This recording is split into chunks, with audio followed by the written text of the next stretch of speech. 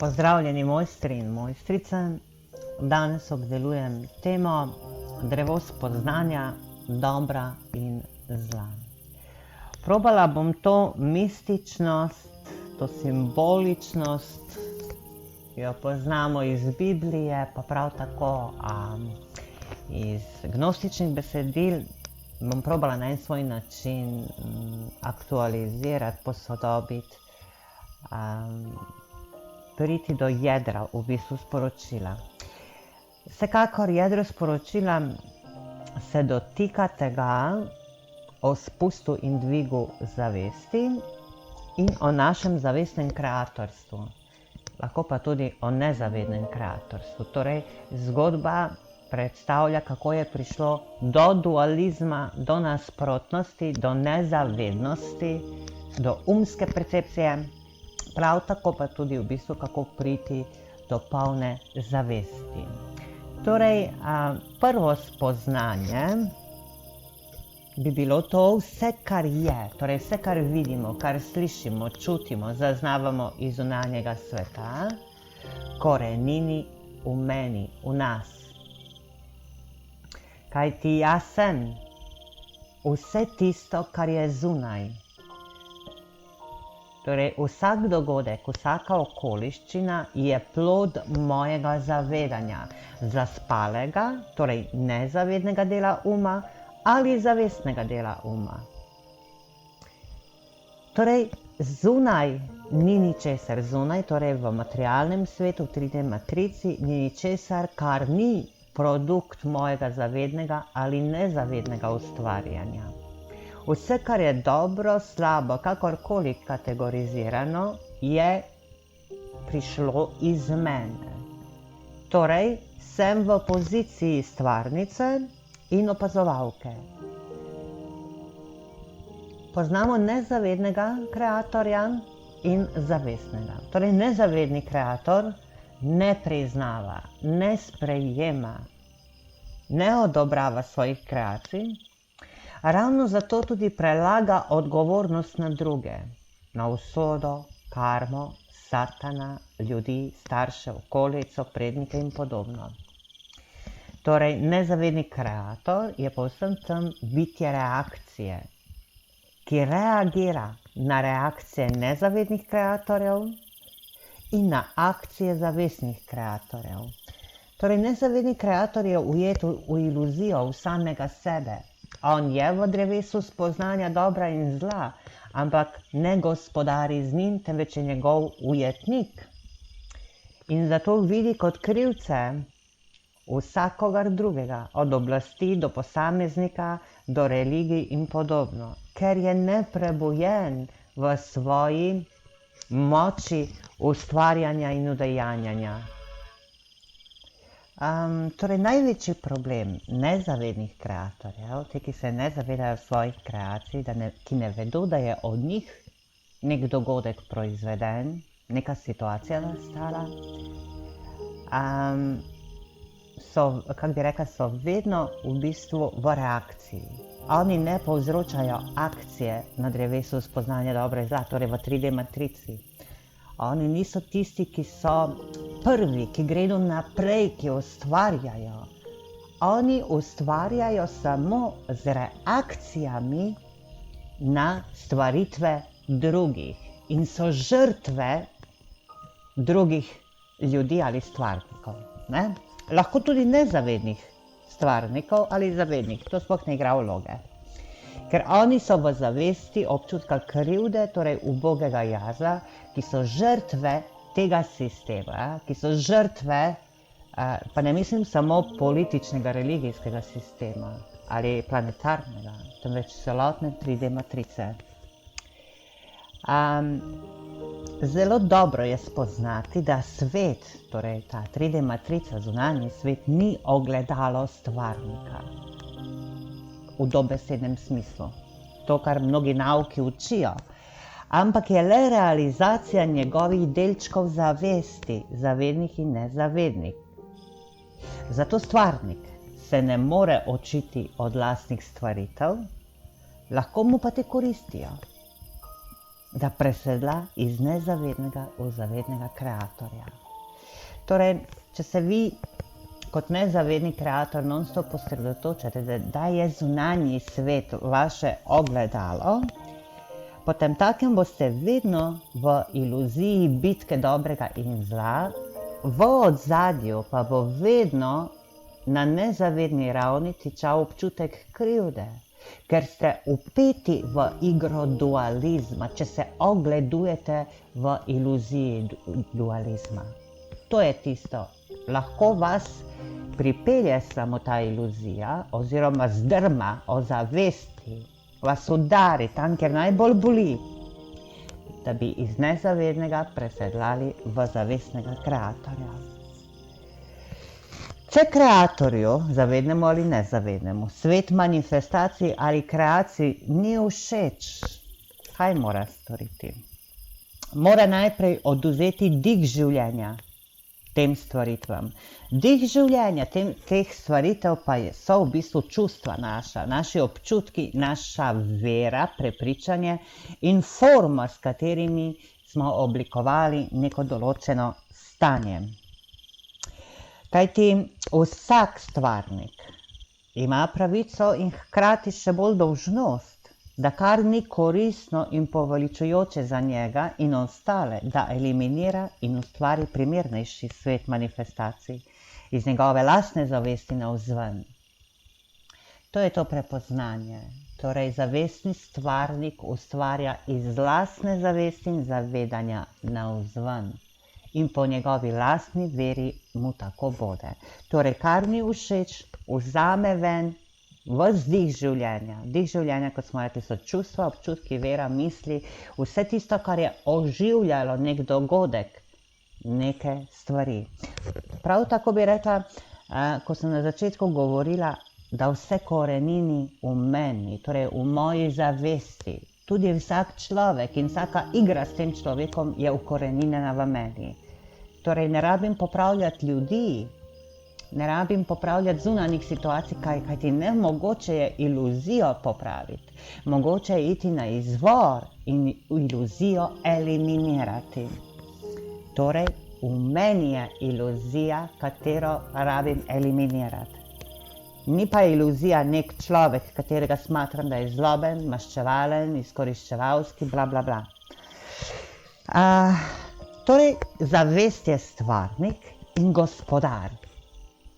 Poglejte, dve funkcije, torej zavest, torej čisti jaz sem, torej tisto, kar je nedotakljivo v nas, kar je neizrekljivo in mogoče nedocela spoznano v večini, je stvarnik in gospodar, drevesa spoznanja dobra in zla.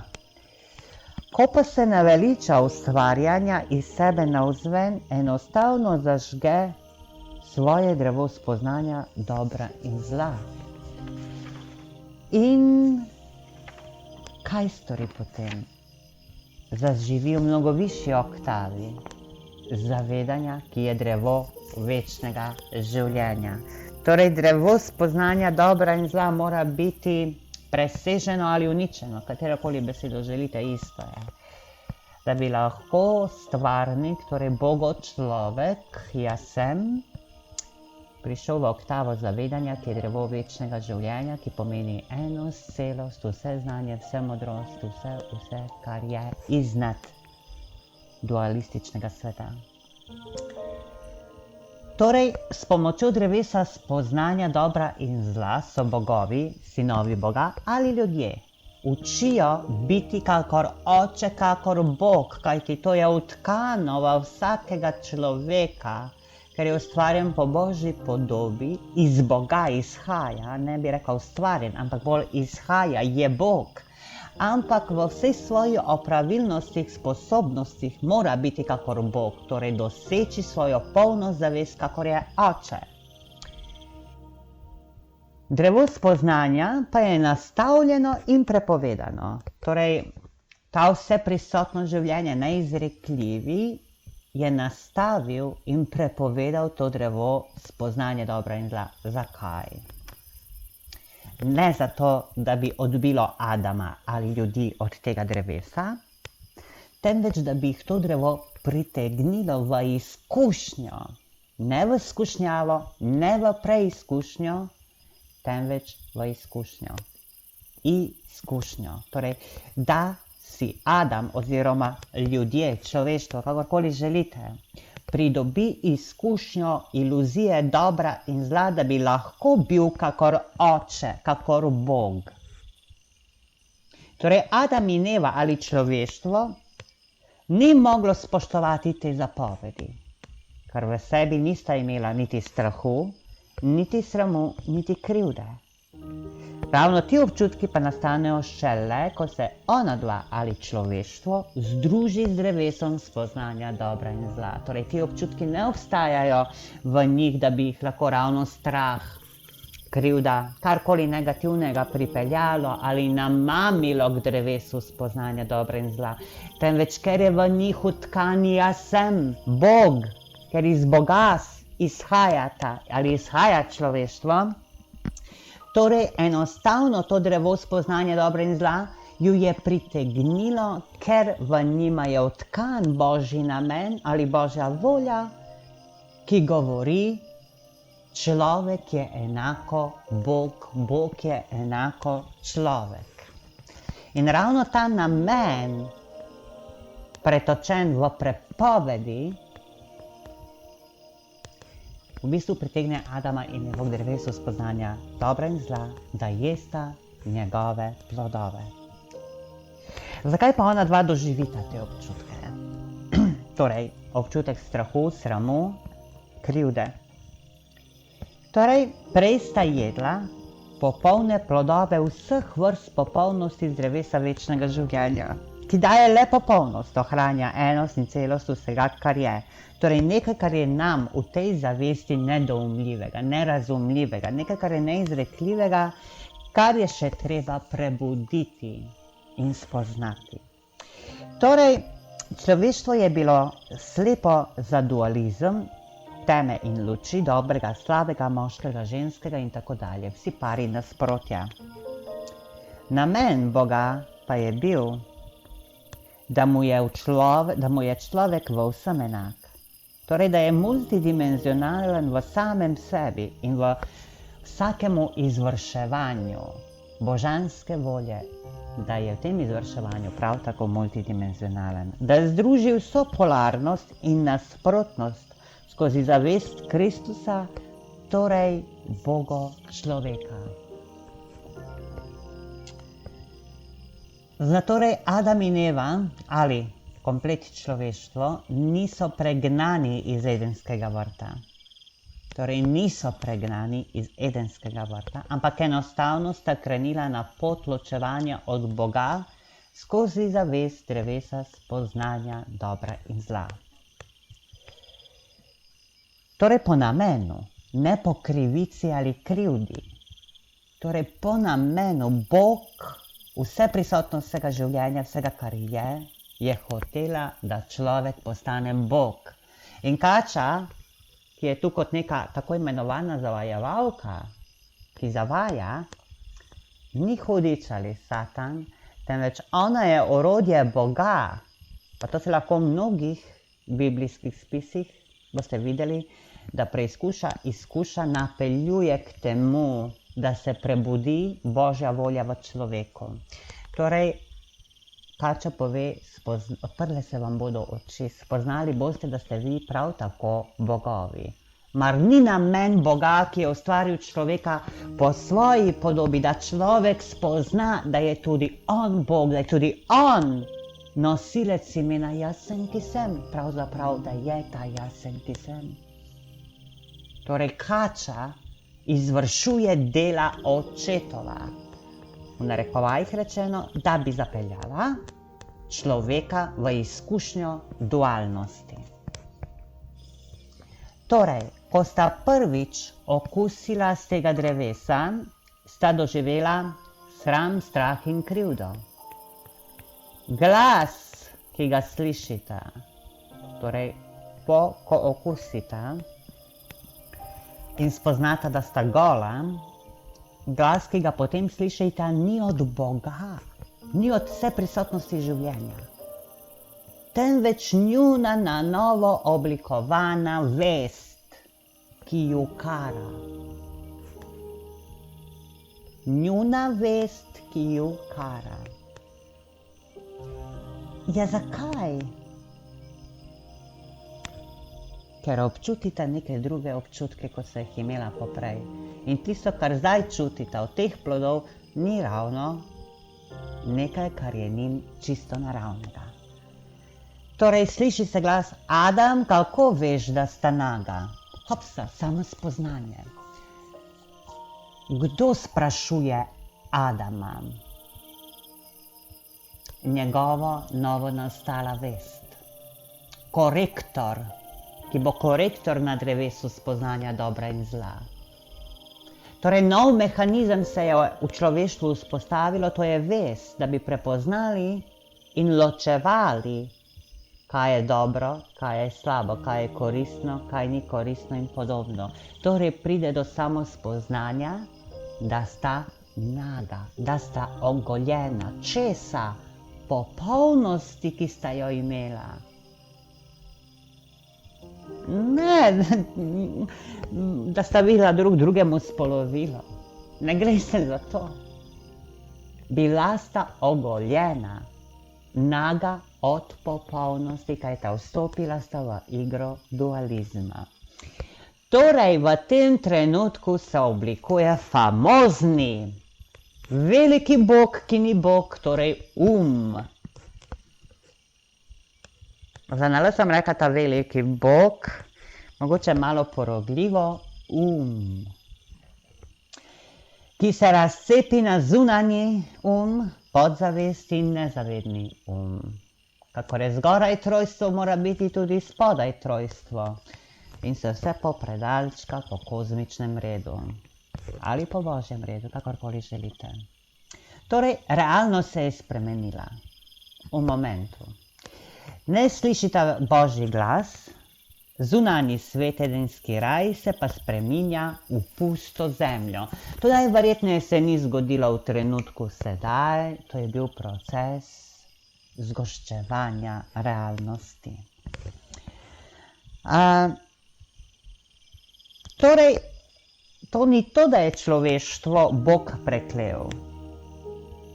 Da se bo Adam potil v lastnem znoju, da bi prehranil ženo in svoje otroke. Tukaj se prvič omenjajo otroci. Torej, v popolnosti otrok ni. Tu se pa torej, po padcu ali tako imenovanem spustu, bi raje rekla, pa tudi doživi ženski del človeštva prekletstvo s to famozno menstruacijo in samim rojevanjem, ne? Da bo kričala od bolečine in da bo sovražila v tistem trenutku tisto, kar rojeva, a vendar na koncu ga bo na svoje prsi položila z največjo ljubeznijo. Mar ni to dualizem? V tisti bolečini rojevanja bo sovražila tisto, kar se ji dogaja. A ko bo rodila, bo tisto, kar je rodila, torej otroka, privila na svoje prsi in ga neomejeno ljubila. Torej, tukaj že spet vidimo znamenja oziroma manifestacije drevesa spoznanja dobra in zla. Ena izmed takih prvih človeških očitnih trodimenzionalnih.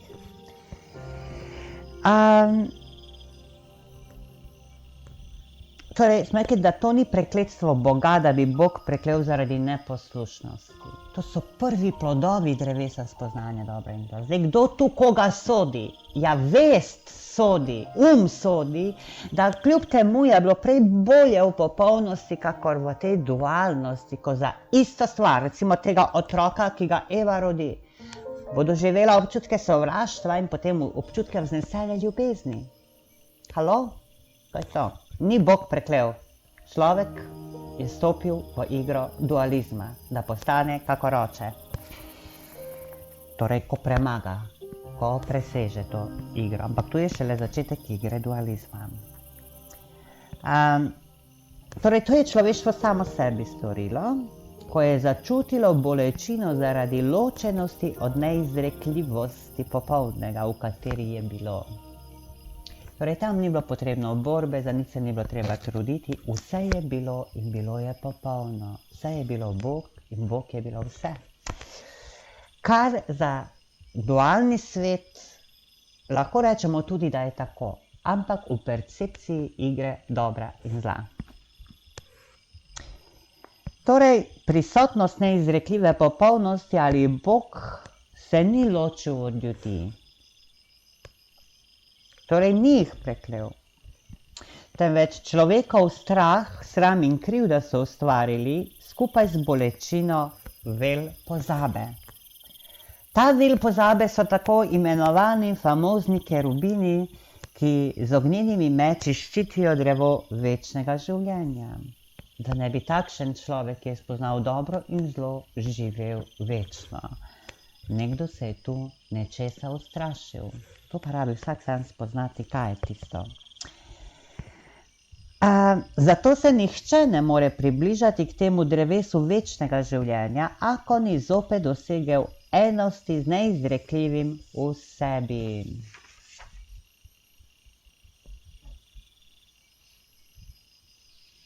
Torej, ko se doseže enost z neizrekljivim v sebi, preneha delovanje drevesa spoznanja dobra in zla in se lahko približamo oziroma postanemo eno z drevesom večnega življenja, ki je vse popolnost.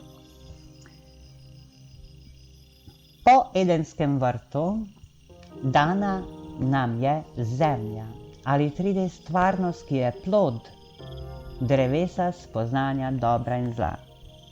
V začetku 3D matrice so ljudje imeli znanje in dostop do drevesa spoznanja, dokler niso nastopile religije kot branik tega drevesa. Torej, če so kerubini branik ali stražarji drevesa večnega življenja, so religije na zemlji, kakor politični sistemi in razna tajna bratstva, postali branik drevesa spoznanja dobra in zla.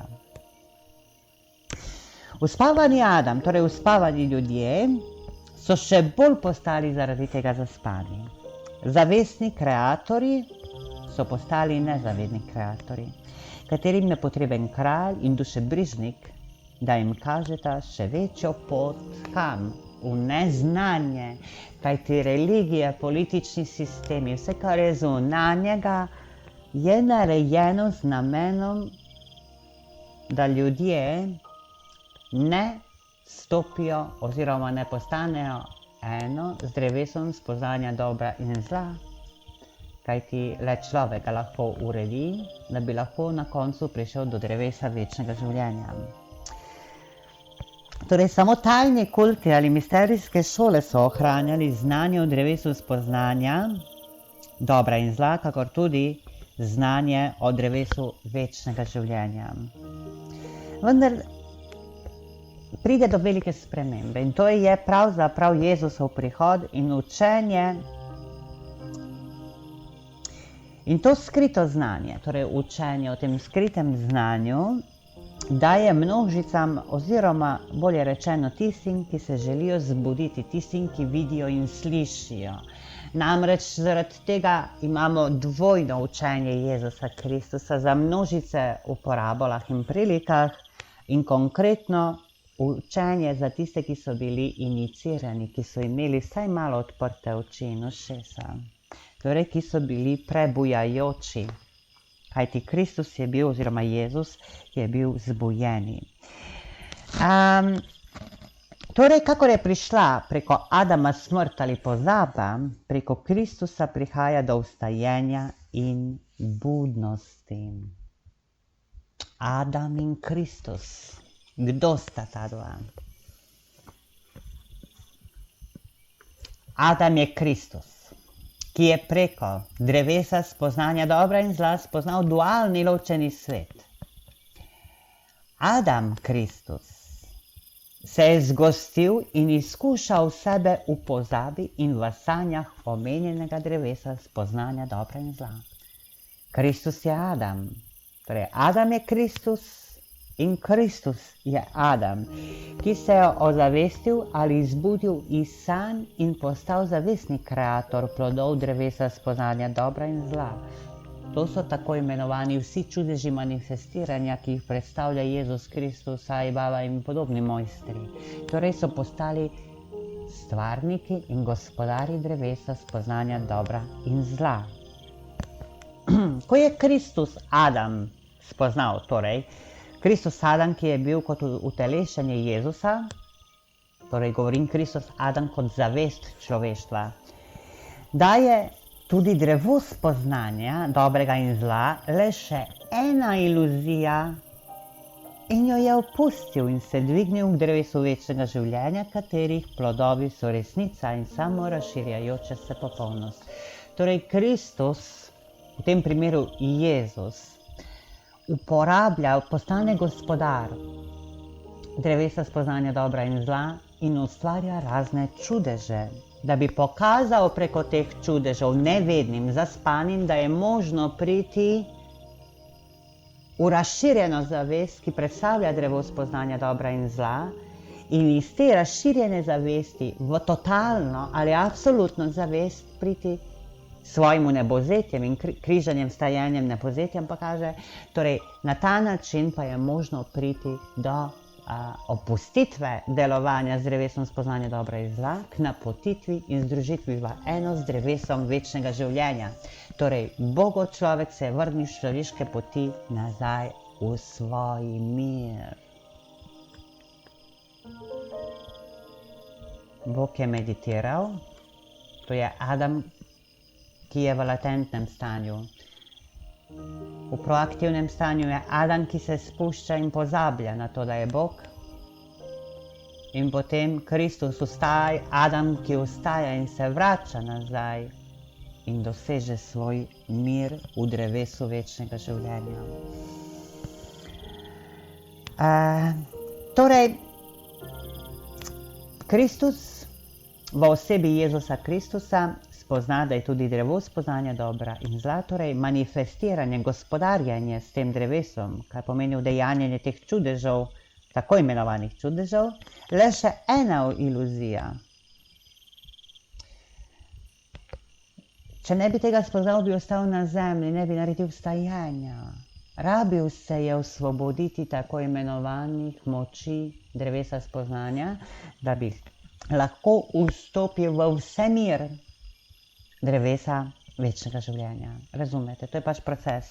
Po drevesu življenja, spoznanja dobra in zla smo se spustili, skozi njega se rabimo dvigniti nazaj. Pot je ista, nič drugače.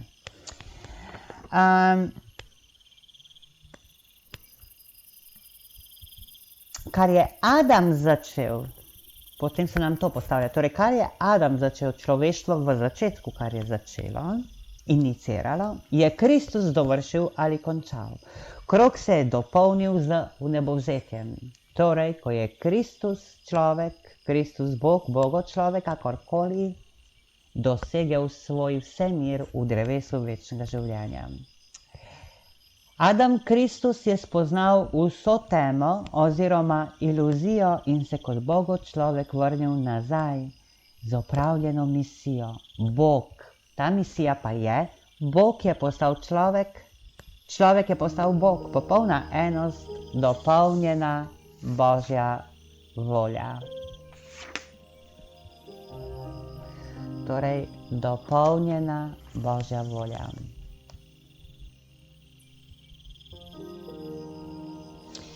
Zatorej Adam je Kristus in zato je Kristus Adam. Oba sta eno in isto, torej Bogo človek. Adam se je spuščal v dualnost, Kristus se dviga in vrača v enost. Preprosto.